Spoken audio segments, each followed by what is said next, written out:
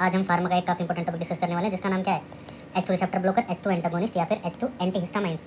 ठीक है, अब ये देखो, ये है गैस्ट्रिक एसिड सिक्रीशन इनहिबिटर्स के क्लास H2 एंटीहिस्टामाइंस, जिसमें आपको एक चीज़ याद रखनी है, आपका सफिक्स क्या है, आपका सफिक्स क्या होता है, टिडीन। टिडीन से आप याद रखो फैमोटिडीन, निजाटिडीन, सिमेटिडीन, रानिटिडीन, या फिर एक निमोनिक से आपका CRF याद रख सकते हो, सिमेटिडीन, रानिटिडीन, फैमोटिडीन और एक निजाटिडीन।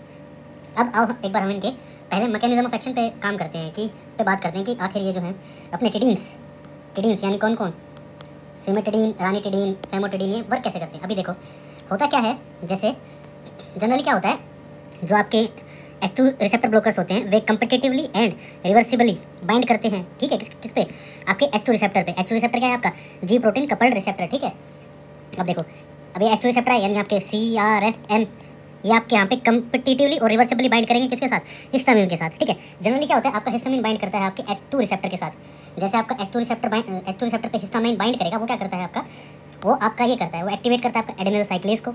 उसकी वजह से क्या होता है, आपका इंक्रीज हो जाता है क्या, साइक्लिक एडिनोसिन मोनोफॉस्फेट यानी CAMP।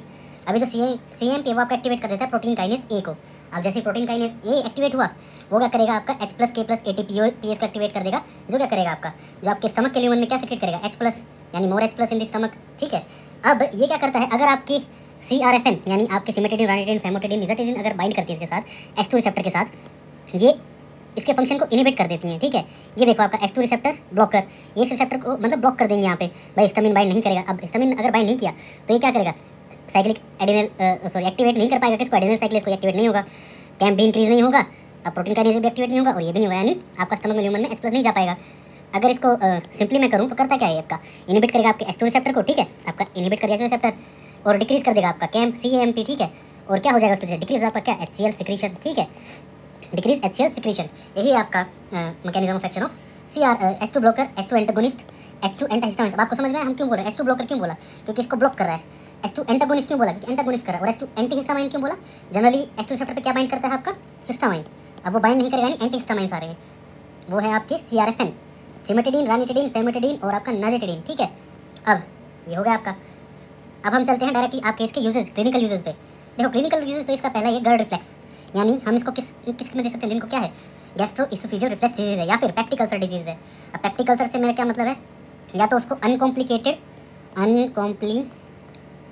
क्या है, पेप्टिक अल्सर डिजीज है। ठीक है, या फिर उसको क्या है, सॉरी अनकॉम्प्लिकेटेड गैस्ट्रिक अल्सर है, या फिर उसको क्या है, ड्यूडेनल अल्सर है, ड्यूडेनल अल्सर, या फिर उसको क्या है, NSAIDs यूज्ड अल्सर, उसने NSAIDs का ज़्यादा यूज़ किया, उसकी वजह से अल्सर हुआ है। ये करता क्या है, हील कर देता है अल्सर को अबाउट 80 to 90%। ठीक है, या फिर Zollinger Allison syndrome. Zollinger Allison syndrome क्या होता है, आपकी जो HCl सिक्रीशन है ना, जो आपकी HCl सिक्रीशन है वो ज़्यादा हो चुकी है, उसी को हम क्या बोलते हैं, जोलिंगर एलिसन सिंड्रोम। या फिर हम इसको दे सकते हैं, या फिर हम इसमें नो अल्सर डिस्पेप्सिया में दे सकते हैं, या फिर हम इसको दे सकते हैं prevention of bleeding stress related gastritis. जो आप स्ट्रेस ले रहे हो उसकी वजह से जब आपको गैस्ट्राइटिस हो रहा है, उसमें भी हम आपके H2 रिसेप्टर ब्लॉकर्स दे सकते हैं, या फिर H2 एंटीहिस्टामाइंस ड्रग्स दे सकते हैं हम आपके। ठीक है, अब आ जाओ इसके साइड इफेक्ट भी होंगे, तो इसके साइड इफेक्ट क्या क्या होंगे आप देखो। अब इसके एडवर्स साइड इफेक्ट्स या फिर एडवर्स इफेक्ट्स बोलो क्या क्या होते हैं। वैसे तो ड्रग क्या है आपका, एक्सट्रीमली सेफ,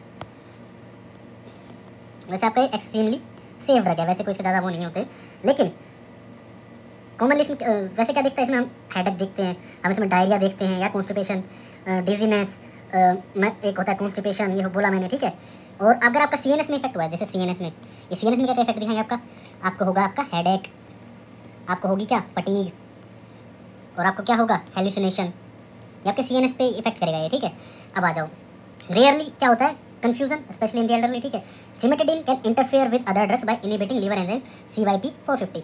देखो क्या होता है, बिकॉज सिमेटिडीन आपका क्या करता है, because cimetidine inhibits binding of dihydrotestosterone to androgen receptor.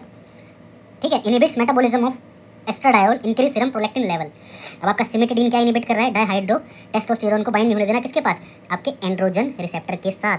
अब डाइहाइड्रो टेस्टोस्टेरोन का बाइंड है एंड्रोजन रिसेप्टर के साथ, जिसकी वजह से आपका क्या होता है, इनहिबिट हो जाता है आपका मेटाबॉलिज्म ऑफ एस्ट्राडायोल है। ठीक है, एस्ट्राडायोल, जिसकी वजह से क्या होता है, आपका सीरम प्रोलैक्टिन लेवल इंक्रीज हो जाता है। ठीक है, अब उसकी वजह से क्या होता है, increase serum prolactin level can cross the placenta not given, इसलिए हम इसको किस में नहीं देते, प्रेगनेंसी में नहीं देते और लैक्टेटिंग मदर में नहीं दे सकते, क्योंकि it can cross the placenta. और अदर इफेक्ट्स क्या हैं इसके, blood dyscrasia, bradycardia, hypotension, reversible abdominal liver function, और एंडोक्राइन में क्या करता है सिमेटिडीन के, वुमेन्स में गैलेक्टेरिया और मेल में गाइनोकोमेस्टिया और इम्पोटेंसी, ये आपका कर सकता है। ठीक है, अब ये देखो, अगर आपका वीडियो में आपने डायग्राम देखा होगा, ये आपका डायग्राम है आपका बुक गाइटन एंड हॉल से। ठीक है, ये होता है आपका, ये मतलब उसमें मैकेनिज्म आपका बताया हुआ है। अब आओ ऊपर।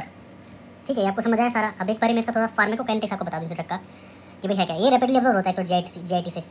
ठीक है, पहला तो आप याद रखो कि रैपिडली अब्जॉर्ब फ्रॉम कहाँ से, आपका जीआईटी से। ये हम क्या बात कर रहे हैं, फार्माकोकाइनेटिक्स।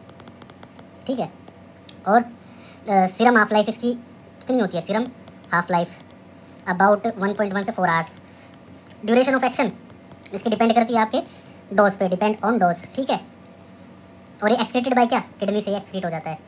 और मैंने भी आपको नीचे बताया था कि कौन सा एंजाइम इनहिबिट करता है, इनहिबिट एंजाइम CYP450। ठीक है, अब हमने ये पढ़ा, आज का टॉपिक था हमारा H2 blocker, H2 antagonist, H2 एंटीहिस्टामाइंस। Mechanism आपको समझ आया, यूजेस बताए मैंने, साइड इफेक्ट्स बताए। ठीक है, आज के लिए इतना ही। Thank you very much.